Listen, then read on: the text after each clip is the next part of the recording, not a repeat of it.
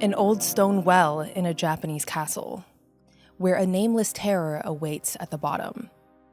A lonely cave in the Scottish Highlands, where a clan of cannibals preys on unsuspecting travelers. These folktales come from two vastly different cultures, but they have one thing in common. They're some of humanity's oldest nightmares. Welcome to Twisted Tales, a Crime House original. I'm Heidi Wong. Every week, I'll take you deep into the true stories behind horror's biggest legends. From vengeful ghosts to bloody slashers to alien encounters and more, these real-life accounts are guaranteed to keep you up at night. But scary stories aren't any fun if you're telling them alone. If you've ever had a haunted moment or a twisted tale of your own, I want to hear about it. Drop it in the comments, the creepier the better. Today, I'm going to discuss the real-life inspirations behind two iconic horror movies, The Ring and The Hills Have Eyes. On the surface, they couldn't seem more different, right? One's a chilling ghost story out of Japan, the other is a road trip thriller set in the American desert. But as you soon find out, these two movies have something in common. Both of their monsters come from centuries-old folklore. And like all folk tales, there may be a real story behind it all.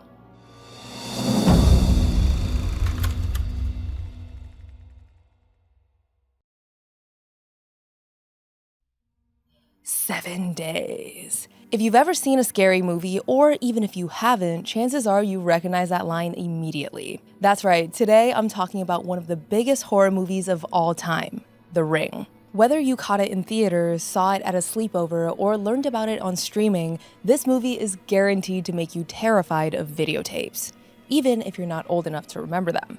In case you've never seen it for yourself, here's a quick recap. The American version of The Ring, released in 2002, is a remake of the 1998 Japanese film called Ringu. If you haven't seen either movie, the plots are pretty similar. But for the sake of simplicity, I'll just talk about the American version. The movie's about a journalist named Rachel whose niece just died. At the funeral, the girl's mom asked Rachel to look into a mysterious videotape her daughter had just watched. Supposedly, anyone who sees it will die 7 days later. Well, Rachel looks into it and finds the tape at a cabin where her niece had been with some friends. She watches it, and shortly after, she gets a phone call. The caller has just 2 words for her. Yep, you guessed it. 7 days. Like any good journalist, she's skeptical that her life is in danger. But over the next few days, weird stuff starts happening to Rachel. Her face starts showing up blurry in pictures, she has terrible nightmares, and she's able to pluck a fly from inside the TV screen. You know, normal stuff. As Rachel rewatches the tape, she realizes it has images of a real place, a farm out in the woods. And it ends with a creepy, demonic girl crawling out of a well. Rachel's able to figure out where this farm is, and learns that the girl in the well was named Samara, named Sadako in the Japanese version. She was tossed into the well and left there to die. Now she kills anyone who watches her videotape, even though they had nothing to do with her murder. Does it make sense? No. Is it scary as hell? Yes. While the folktale it's based on was created long before VHS tapes were ever invented, it's just as chilling. The story is one of Japan's big 3 ghost stories and originated around the early 1600s. It takes place within the halls of Himeji Castle, which still exists to this day. As the story goes, there was once a woman named Okiku who worked as a servant there. Her job was simple, washing dishes for the shogun, the lord of the castle. All she wanted was to keep her head down and get her work done. Been there, girl. But Okiku was too beautiful to fly under the radar. The shogun had a samurai bodyguard named Aoyama, and he was obsessed with her. Over and over, he'd approach Okiku and try to seduce her. Meanwhile, Okiku couldn't care less for this man. She rejected him every time. In some versions of the story, this is because she was already married. Others simply leave the reason unclear. Maybe the guy just had really bad vibes, which would totally make sense. Either way, get the hint, dude. But Aoyama refused to give up. He was too proud for that. So instead, he devised a plan to force Okiku to give in. In the kitchens of Himeji Castle, there was a set of 10 priceless plates. A gift from a far-off land. How generous. One day, Aoyama removed one of these plates. He hid the plate and called for Okiku. When she arrived, the samurai blamed her for losing the plate, which was really bad, like punishable by death bad. Understandably, Okiku wasn't just about to take his word for it. She counted the dishes herself, and yep, only 9. Well, good guy Aoyama offers her a deal. He'll tell the shogun that someone else misplaced the dish if she'll sleep with him. Did not see that one coming. And even though Okiku's life was at stake, she still refused him. And as you can imagine, Aoyama did not take that well. He ordered his servants to seize Okiku, and they dragged her into the courtyard. They beat her with wooden swords, tied her up, and hoisted her over the castle's well. I bet you can see where this is going. Aoyama tortured Okiku by repeatedly dunking her into the water and pulling her out, allowing her to desperately gasp for air before thrusting her back underwater. Once again, he made his offer. Just sleep with me and you'll escape punishment. Okiku still wouldn't do it, and Aoyama decided he'd had enough. The samurai drew his sword and killed Okiku. The killing blow cut the ropes holding her in place, sending her tumbling to the bottom of the well. Her body was never recovered, but that doesn't mean that Okiku was never heard from again. One cold night, not long after her death, a guard was patrolling the castle walls. He passed the well where Okiku had died, and nothing was out of the ordinary. But when he returned inside, he heard a voice. It was a woman, counting. 1, 2, 3. She was just up ahead. 4, 5, 6. The guard could just make her out in the darkness. She looked like Okiku. The guard followed the voice down every hallway, but always it seemed one step ahead of him. 7, 8, 9. All of a sudden, she stopped. And then came the blood-curdling shriek. The guard covered his ears in shock. When he removed his hands, everything was quiet. At this point, I'd be calling it a night. And it seems like the guard did too. The next day, he got so sick he couldn't get out of bed. He told everyone who came to see him that Okiku had risen from the well and was wandering the castle grounds. When Aoyama heard this, he was chilled to the bone, but he never told anyone what he'd done. That he was responsible for this haunting. And it wasn't long before the guard died from his illness, and Okiku claimed her first victim. These encounters went on, night after night. Okiku's spirit returned from the well, desperately counting the dishes to find the one that she supposedly misplaced. And if anyone had the misfortune of hearing her, and they stuck around long enough for her to get all the way to 9, they met the same fate as the guard. Eventually, word reached the shogun. At first, he didn't believe what he was hearing, but once enough of his servants died from this mysterious illness, he couldn't deny it any longer. Something was haunting his castle. Well, the shogun didn't want to run into Okiku on his next late-night dessert run. So he contacted the local Buddhist priest. That was the only solution. Night after night, the priest wandered the castle grounds chanting prayers, which did not work. Okiku's spirit kept returning and kept counting. The priest resisted her curse, but Okiku's spirit wouldn't leave. They were at a stalemate. Until finally, the priest ran out of options. One night, he heard Okiku's spirit counting again. 4, 5, 6, 7, 8, 9. In a moment of frustration, the priest shouted out, 10. The courtyard fell silent. No blood-curdling scream. Okiku's spirit let out a sigh and returned to the well. Relieved that someone had found the missing dish, she could finally rest. Okiku's spirit may be gone, but her story has haunted Japan ever since. And over the centuries, countless variations have expanded on the basic idea. There's a version that places Okiku at the center of a conspiracy to overthrow the shogun. Another version changes it to the story of a doomed romance making Okiku and Aoyama a forbidden love affair. In this one, when he hears Okiku's spirit, Aoyama succumbs to the guilt and commits seppuku, ritual suicide. But in every version, Okiku dies in that well. Want to hear something crazy? That well actually exists. It's called the Okiku Well, and it's still on the Himeji Castle grounds, surrounded by a frame to keep visitors from falling in. Also, in 1795, many of the older wells in Japan developed a bug infestation.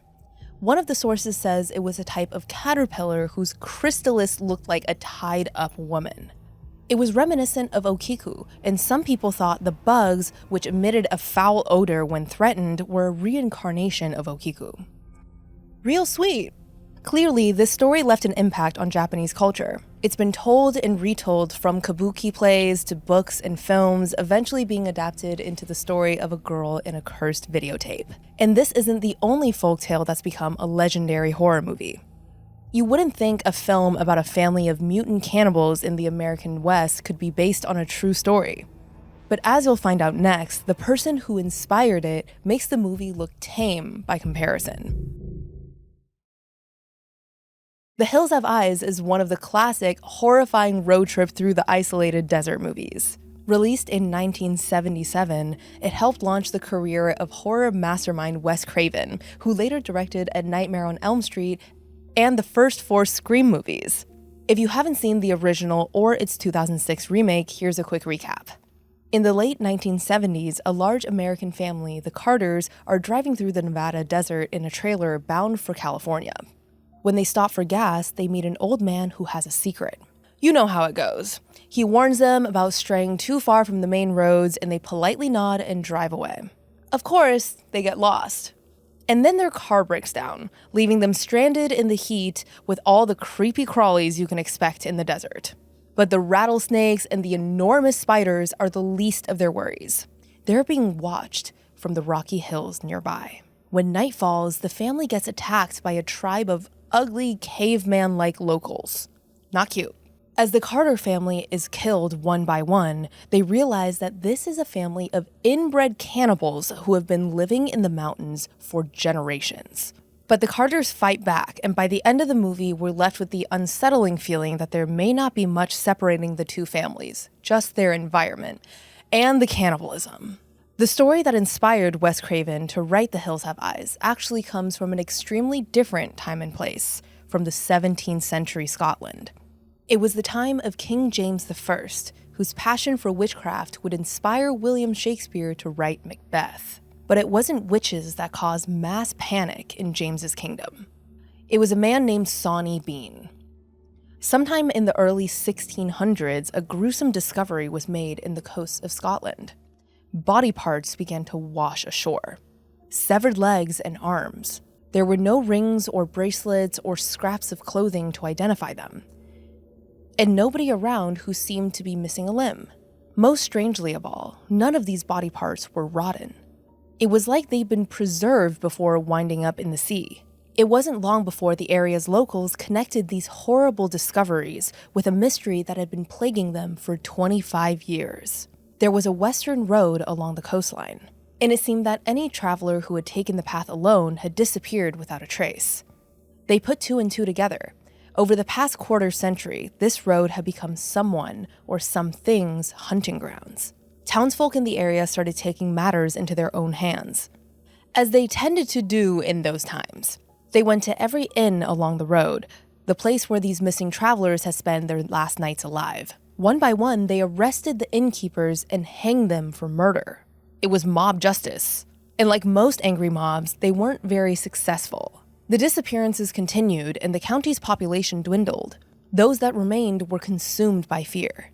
Innkeepers who'd escaped the mob closed their establishments, leaving the road without any place for travelers to stop and spend the night. It seemed this mystery would remain unsolved forever, until one day when the murderers finally revealed themselves.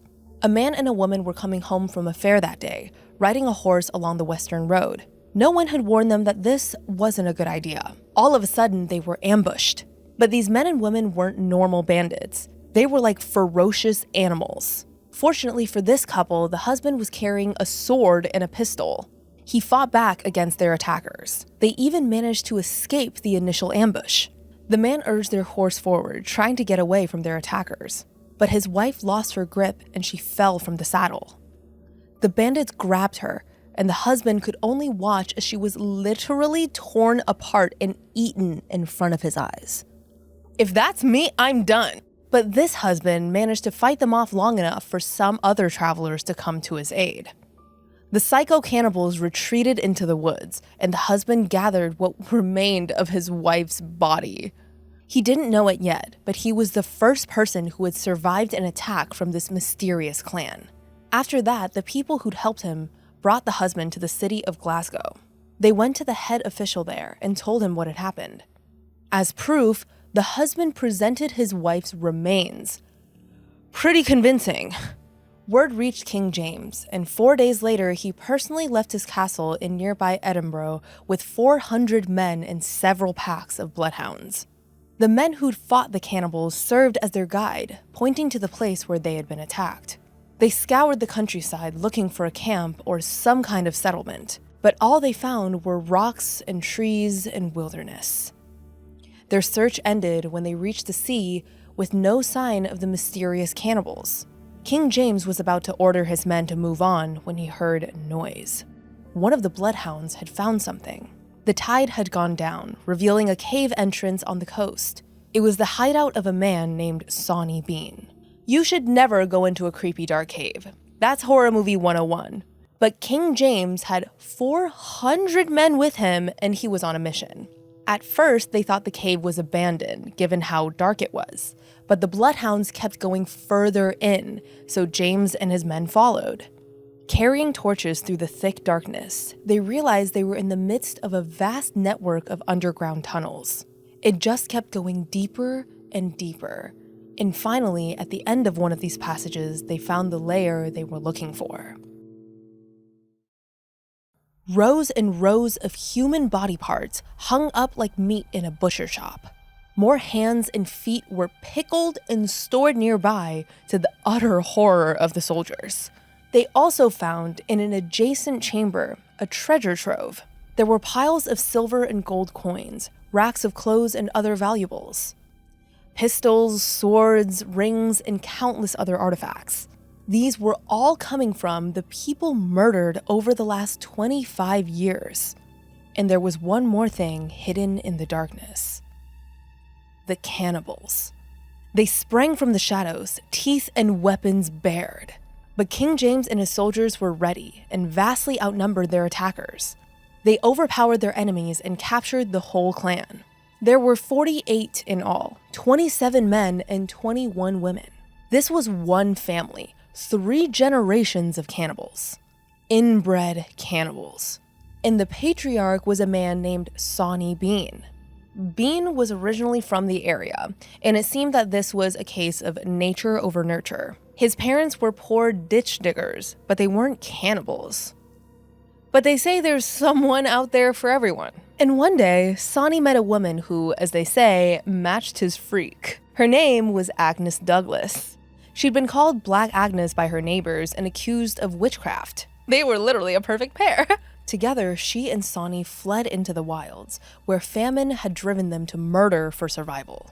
And when they had children, their killings only grew more vicious, along with their eating habits. Once Sawney and his family were captured, the king ordered the men to bury all the remains from the cave, and to gather as much of the treasure as possible to take home with them. Might as well, right?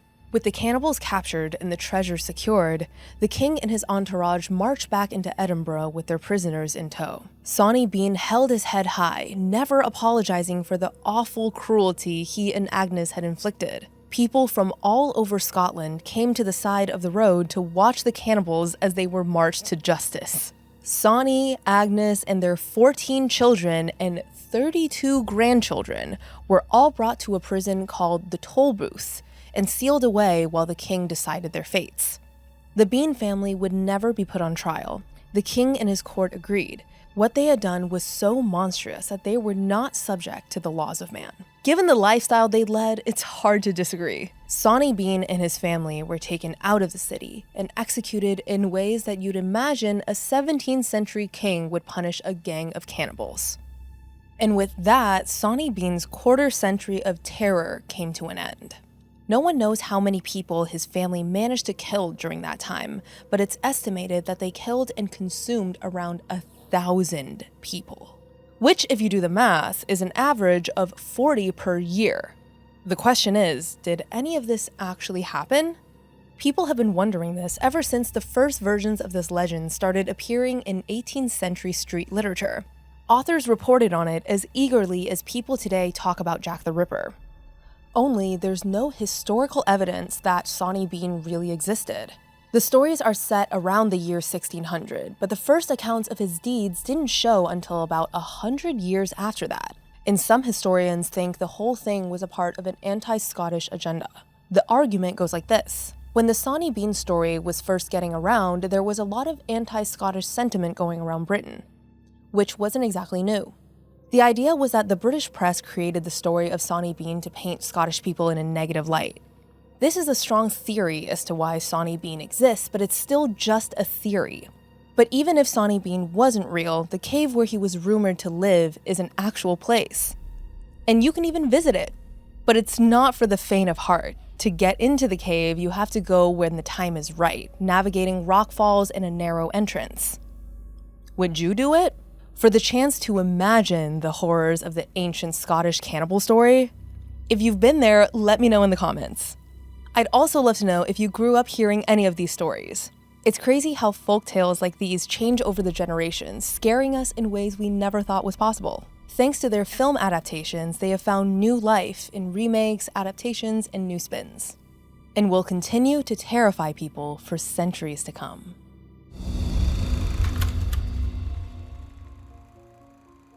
Thanks so much for joining me on this episode of Twisted Tales, a Crime House original.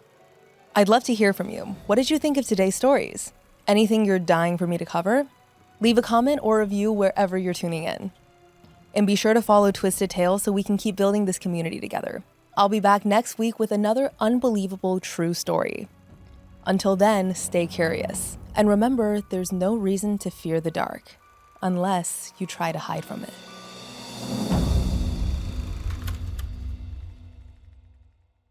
If you're brave enough, subscribe now. Just search for @CrimeHouse Studios on YouTube. And remember, reality is the real horror.